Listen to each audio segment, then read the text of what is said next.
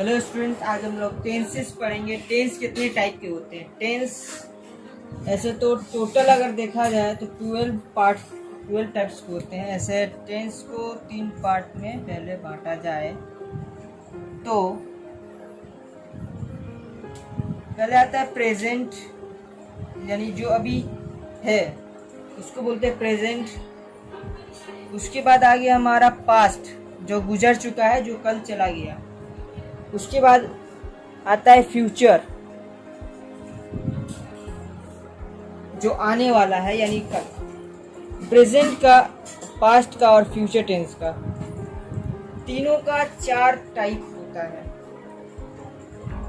Indefinite, continuous, perfect और perfect continuous.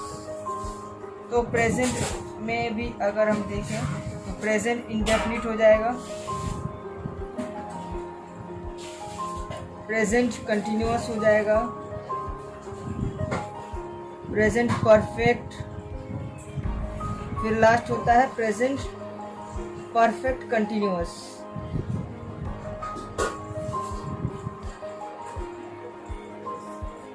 उसी तरह past indefinite, past continuous, past perfect और पास्ट परफेक्ट कंटिन्यूअस। उसी तरह फ्यूचर में भी होता है। तो सबका अलग अलग रूल होता है। प्रेजेंट का अगर देखें,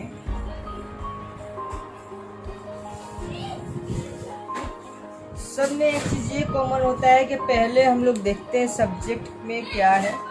तो पहले अगर सब्जेक्ट है तो सब्जेक्ट, पहले सब्जेक्ट लिखते हैं, उसके बाद वर्ब का यूज करते हैं, उसके बाद ऑब्जेक्ट आता है। और ये हर टेंस में जितना भी पार्ट होता है, प्रेजेंट में कुछ चेंज आता है, इसमें पास्ट में कुछ चेंज आता है और फ्यूचर में कुछ चेंज आता है। वो क्या क्या चेंज आता है बता दें। अगर हम लोग प्रेजेंट इंडेफिनिट का बात करें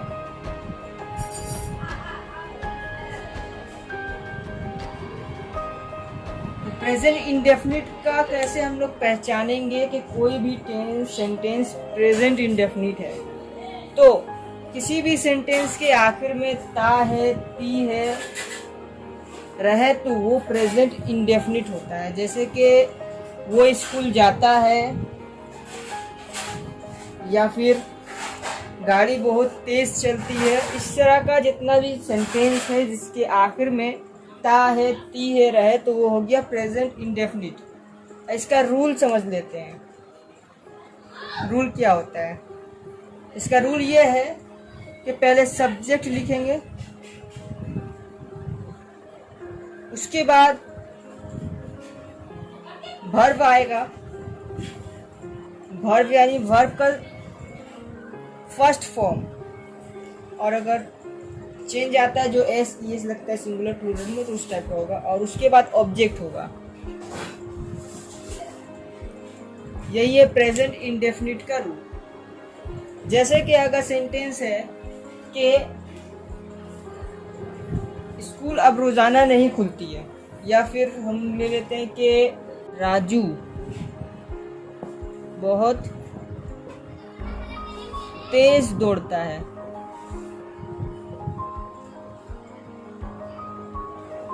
तो इसमें हम लोग को पहचानना है कि सब्जेक्ट कौन है, वर्ब कौन है और ऑब्जेक्ट कौन है।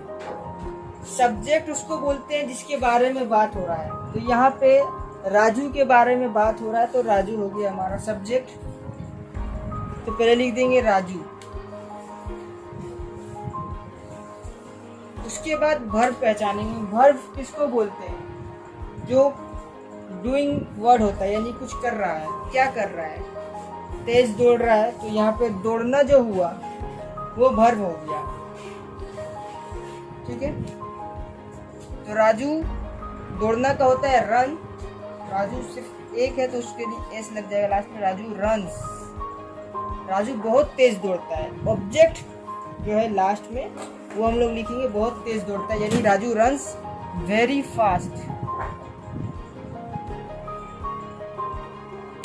तो ये हो गया प्रेजेंट इंडेफिनिट का रूल, जिसमें हमको सब्जेक्ट और उसके बाद वर्ब का पहला फॉर्म, उसके बाद ऑब्जेक्ट लिखना रहता है। बहुत ही ये आसान है।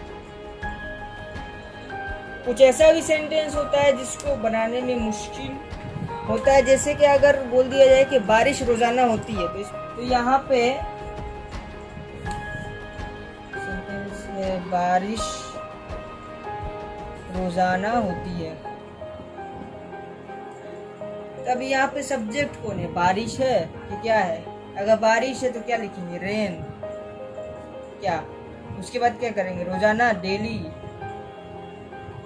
उसका ऑब्जेक्ट में होती है क्या? हैपनिंग। क्या लिखेंगे? तो इस तरह का कुछ सेंटेंस है जिसको बनाने में अगर शुरू हम लोग टेंस पढ़ते तो मुश्किल होता है। तो पहले रूल जो है वो समझ लेते हैं। फिर अगर जैसे कि ये है सेंटेंस बारिश रोजाना होती है, तो अगर प्रेजेंट इंडेफिनिट है जैसे कि लास्ट में तायती है, तो इसको कैसे लिखेंगे? तो इसको लिखने के लिए ये रूल है कि पहले इट लगाया जाए। इट रेन्स, क्योंकि बारिश हो रही है, बारिश जो है उसके लिए रेन्स यूज करेंगे। इट रेन्स रोजाना हो रही है तो डेली, रोजाना होती है। It rains daily. तो इस तरह का सेंटेंस और भी बहुत है जिसमें subject object, subject verb object अगर देखेंगे उस हिसाब से करेंगे तो वो सेंटेंस गलत हो जाएगा। तो ये जो सेंटेंस है बारिश रोजाना होती है, उसका ट्रांसलेट करेंगे तो हम लोग को लिखना है इट रेन्स डेली। उसके बाद जो टेंस आता है प्रेजेंट का, प्रेजेंट कंटिन्यूअस। उसका पहचान ये है कि कोई भी ऐसा सेंटेंस जिसके आखिर में रहा है, रही है हो, तो वो टेंस जो होता है वो होता है प्रेजेंट कंटिन्यूअस। उसका रूल क्या है? उसका रूल ये है कि पहले सब्जेक्ट होगा, उसके बाद सब्जेक्ट के मुताबिक इज आर एम लगेगा, यानी सब्जेक्ट अगर सिंगुलर है तो इज लगेगा या फिर एम लगेगा, और अगर सब्जेक्ट अगर प्लूरल है तो आर लगेगा। उसके बाद वर्ब जो है आता है उसमें आईएनजी लगेगा, आईएनजी जोड़कर उसके बाद ऑब्जेक्ट। तो इसका पहचान है कि लास्ट में रहा है, रही है। जैसे कि हम प्रेजेंट इंडेफिनिट में एग्जांपल दिए थे कि बारिश रोजाना होती है, तो अगर वो प्रेजेंट कंटिन्यूअस में लिखा जाए तो उसको लिख सकते हैं बारिश रोजाना हो रही है, बारिश रोजाना हो रही है। तो इसको कैसे लिखेंगे? पहले सब्जेक्ट यहाँ किसके बारे में बात हो रहा है? बारिश के बारे में बात हो रहा है।